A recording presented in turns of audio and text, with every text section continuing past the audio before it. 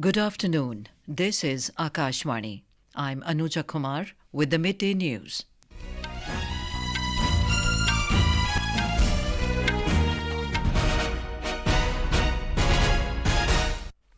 The headlines. Prime Minister Narendra Modi says India's foremost guiding principle in foreign affairs is its national interest. Lok Sabha passes bill on appointment of Chief Election Commissioner and other election commissioners.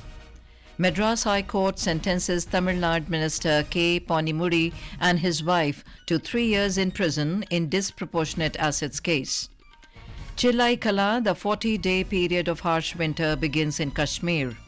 In women's cricket, Australia lose early wickets against India on opening day of one-off test in Mumbai. And in men's cricket, India to face host South Africa in series decider third and final ODI in Paarl this afternoon. And now the news in detail. Prime Minister Narendra Modi has said that India's foremost guiding principle in foreign affairs is its national interest. In an interview to the UK-based Financial Times, Mr. Modi said this approach enables India to engage with various nations in a manner that respects mutual interests and acknowledges the complexities of contemporary geopolitics. He advocated a pragmatic approach to the foreign policy. On India's relationship with the United States, the Prime Minister asserted that the India-US ties are now broader in engagement, deeper in understanding, and warmer in friendship than ever before. On the US's claims of an Indian national's alleged role in a plot to kill Khalistani terrorist Gurpatwant Singh Pannoon, Mr. Modi said the government will look into any evidence. He added that few incidents would not affect US-India ties. On the potential of India-US defense industrial cooperation, Mr. Modi said that the decision to manufacture fighter jet engines by General Electric will prove to be a milestone in the journey of India's defense sector. He also said the Artemis Accord signed by India and America is going to open many possibilities in the space sector. On Israel-Hamas war, the Prime Minister outlined India's stance on a two-state solution and delivering humanitarian aid to Gaza. Mr. Modi reiterated India's commitment to fostering peace in the region. The Lok Sabha has passed the Chief Election Commissioner and other election commissioners' appointment, conditions of service and term of office Bill 2023. The bill replaces the Election Commission Conditions of Service of Election Commissioners and Transaction of Business Act 1991. It provides for the appointment, salary and removal of the Chief Election Commissioner CEC and Election Commissioners ECs. According to the provisions of the bill, the CEC and ECs will be appointed by the President upon the recommendation of a selection committee. The selection committee will consist of the Prime Minister, a Union Cabinet Minister, and Leader of Opposition or Leader of the largest opposition party in the Lok Sabha. Earlier replying to a brief discussion over the bill, Union Law Minister Arjun Ram Meghwal said the bill has been brought in consonance with the direction of the Supreme Court with regard to appointment of the Chief Election Commissioner and election commissioners.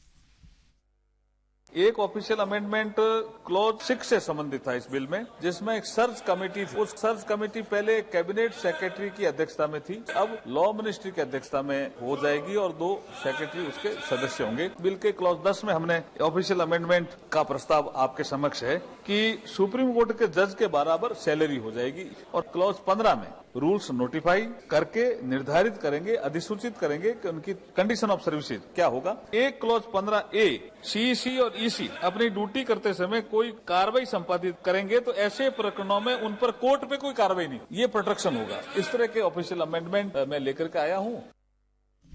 The government has said that by March next year, the total number of the fleet of the civil aviation companies operating in the country will reach 686. Replying to a question in the Lok Sabha, Minister of Civil Aviation Jyotiraditya Scindia informed that the induction rate of aircraft in the fleet is 2 to 5 per month. The Indian civil aviation sector, which had only 400 aircraft in 2014, today has increased to almost 644 aircraft, taking into account AOG, aircraft on ground, which today the number stands at roughly at about 140 from the point of view of the scheduled commercial airlines. And as of March 2024, with the fleet induction, almost 2 to 5 aircraft per month, we will go to a number of 686. Union Minister of Housing and Urban Affairs Hardeep Singh Puri has said that the government is willing to implement the Ayushman Bharat Yojana in Delhi and Kolkata. He said in order to implement the centrally sponsored health scheme in these two cities, the Speaker of Lok Sabha should give directions to the Delhi and West Bengal Chief Ministers to participate in the meeting. Replying to a supplementary question raised by the BJP MP Manoj Tiwari, Mr. Puri criticized the state governments for being non-receptive to implement the centrally sponsored scheme. The Rajya Sabha has taken up the Telecommunications Bill 2023 for consideration and passing. The bill seeks to replace the Indian Telegraph Act 1885. It is intended to amend and consolidate the law related to development, expansion and operation of telecommunication services and its networks. The bill provides that telecom service providers must verify the identity of their users through any verifiable biometric-based identification. Electronics and IT Minister Ashwini Vaishnaw moved the bill in the upper house. He also withdrew the Telecom Regulatory Authority of India Amendment Bill 2008. Information and Broadcasting Minister Anurag Singh Thakur has said the government is committed for the protection of journalists in the country. Replying to supplementaries during question hour in the Rajya Sabha, the minister expressed concern over violence against journalists who are covering the Viksit Bharat Yatra in West Bengal. मेरा अनुरोध सभी राज्यों से रहेगा कि हमारे सभी जो पत्रकार मित्र ये लोकतंत्र का चौथा स्तंभ है, उनको हर तरह की सुरक्षा मुहैया करवानी चाहिए और हमने सर कानून के तहत यहां से हर तरह के प्रावधान जो करने चाहिए होम मिनिस्ट्री ने गाइडलाइन भी जारी की है, हमारी मंत्रालय ने सूचना प्रसारण ने भी की है और हमने अपनी ओर से बहुत सारी वेलफेयर स्कीम भी चलाई है. Opposition parties' MPs today held a protest march from the parliament to the Vijay Chowk. Congress President and Leader of Opposition in the Rajya Sabha, Mallikarjun Kharge, led the protest march of the suspended opposition MPs. Members from Congress, DMK, RJD, NCP, Left and others participated in the march. Union Minister Gajendra Singh Shekhawat has said that India's big strides in the field of preserving its knowledge system, traditions and cultural ethos on the national and international levels have risen its stature on the global fora. Briefing media in New Delhi today, Mr. Shekhawat said the endeavours in preserving and rejuvenating River Ganga in the country have been unparalleled under Prime Minister Narendra Modi's stewardship. Ganga को केवल धार्मिक महत्ता नहीं अपितु उसकी सांस्कृतिक महत्ता, गंगा के किनारे पे इवॉल्व हुए सांस्कृतिक केंद्रों को पूरे विश्व के पटल पर लाना, ज्ञान गंगा के रूप में, अर्थ गंगा के रूप में गंगा नदी को स्थापित करना, उसकी महत्ता को स्थापित करना, ये भी निश्चित रूप से भारत की संस्कृति को आगे बढ़ाने की दिशा में माननीय प्रधानमंत्री जी के नेतृत्व में उल्लेखनीय रूप से हुआ है. This is Akashvani giving you the news. For quick news updates round the clock, follow us on our Twitter handle at AIR News Alerts. The Madras High Court today sentenced Tamil Nadu's Higher Education Minister K. Ponmudy and his wife to 3 years in prison in a 1.75 crore rupee disproportionate assets case. The court has also imposed a fine of 50 lakh rupees each on the DMK leader and his wife. On Tuesday, the High Court convicted Mr. Ponmudy and his wife in the case, setting aside a trial court's order which acquitted them in 2016. However, the DMK leader's jail term has been suspended by the court for 30 days to allow him to appeal against his conviction in the higher court. Mr. Ponmudy's Higher Education Minister portfolio has now been allocated to Raja Kannapan, who is also the Minister for Backward Classes Welfare and Khadi and Village Industries. The Enforcement Directorate or ED has summoned former Bihar Chief Minister and RJD Chief Lalu Prasad for questioning in the Railways Land for Jobs money laundering case probe. He has been asked to appear on the 27th of this month at the probe agency's Delhi office to record his statements under the Prevention of Money Laundering Act. Lalu Prasad's son and Bihar's Deputy Chief Minister Tejasvi Yadav has been asked to depose before the investigation agency at its Delhi office tomorrow. The Viksit Bharat Sankalp Yatra is garnering an overwhelming response across the country. Under the Yatra, the information, education and communication vans with the aim to disseminate information regarding the central flagship welfare programs are traversing through every corner of the country. In Kerala, the Yatra is going on in full swing in both rural and urban belts of the state. Here is more from our correspondent.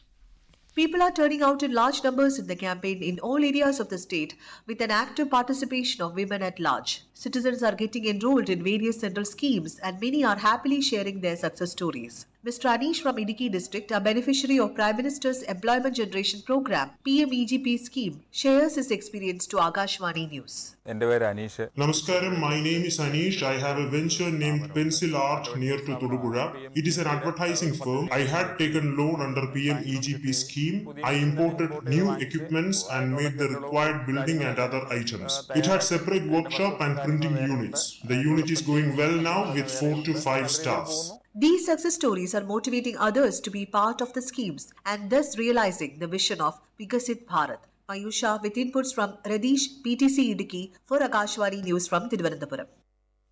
In Mizoram, at many places, health camps are being organized and campaigns on financial inclusion were held as part of the Viksit Bharat Sankalp Yatra. India has reiterated its unwavering commitment to the people of Afghanistan, the need for a continued international attention and support for the country, which is already combating obstacles like terrorism and natural disasters. Briefing the United Nations Security Council on the situation in Afghanistan, country's permanent representative to the UN, Ruchira Kamboj, shared that India has delivered material humanitarian assistance to Afghanistan.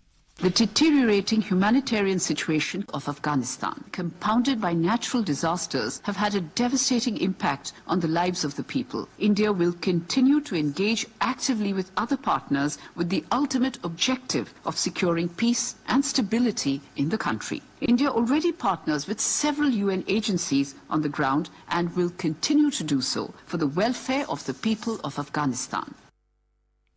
The Judge Advocate General Department, the judicial and legal wing of the Indian Army, responsible for dispensation of justice to all ranks, is celebrating its 40th Core Day today. It was on this day in 1949 wherein the bill for the Army Act was introduced in the Parliament.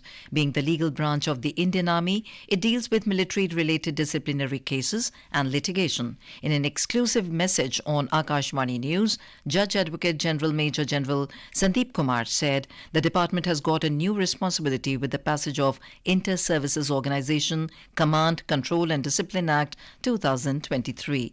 Inter services organisation अधिनियम का पारित होना सशस्त्र बलों के लिए निश्चित रूप से सैन्य सुधार तथा सामरिक क्षमता को बल प्रदान करने वाला है। यह एक तरह से विभाग के लिए नई चुनौती है जो वैश्विक सुरक्षा जगत में एक नए बदलाव को परिलक्षित करेगी।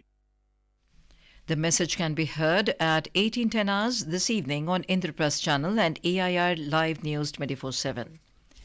Kashmir's harshest winter period, Chilla-i-Kalan, began today with the mercury dropping several notches below the freezing point at many places. The India Meteorological Department has forecast generally dry weather over the next few days. Chilla-i-Kalan is the 40-day harshest winter period when a cold wave grips the region and the temperature drops considerably.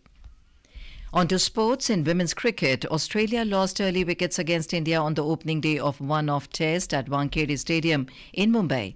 The visitors were 180 for 8 in their post-lunch session a short while ago. Earlier, Australia won the toss and opted to bat first. In men's cricket, India will face host South Africa in the series decider, third and final one-day international at Boland Park in Paarl today at 4:30 p.m. Indian time.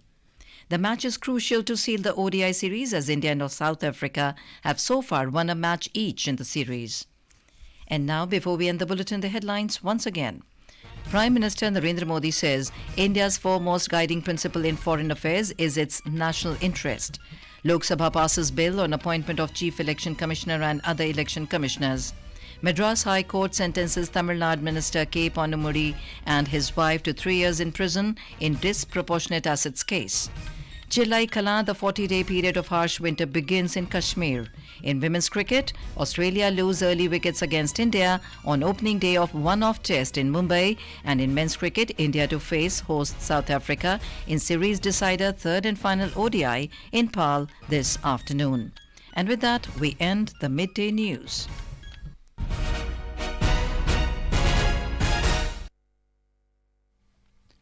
नमस्कार, दोपहर समाचार में आपका